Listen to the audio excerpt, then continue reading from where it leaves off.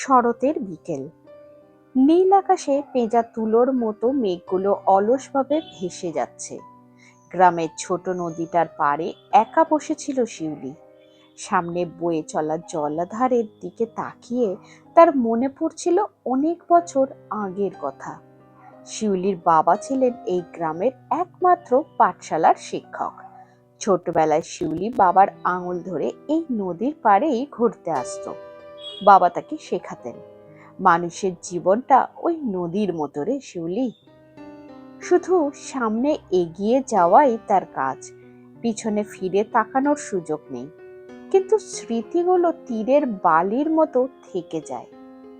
আজ শিউলি শহরে বড় চাকরি করে, অনেক ব্যস্ততা, কিন্তু গ্রামের এই মিঠো পথ আর নদীর কলতান তাকে বারবার টেনে আনে।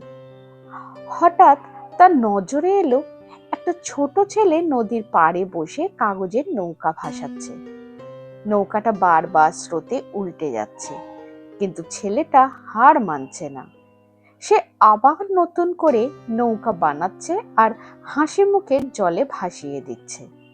শিউলি ছেলেটার কাছে গিয়ে বসলো, মৃদু হেসে জিজ্ঞেস করলো, খোকন, নৌকাটা তো ডুবে যাচ্ছে, তোমার মন খারাপ হচ্ছে না?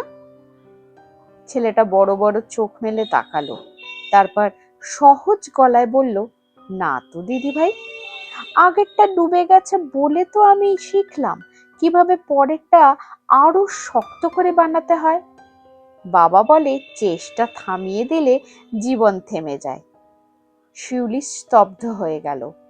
বাবার সেই পুরনো কথাগুলো যেন এই ছোট ছেলেটার মুখে নতুন করে প্রাণ পেল। আমরা বড় হতে হতে জীবনের জটিলতায় কত সহজেই না হাল ছেড়ে দিই, অথচ ছোটরা কত সহজে জীবনের মূল মন্ত্রটা বুঝে নেয়। সূর্য ডুবুডুবু, শিউলি উঠে দাঁড়ালো।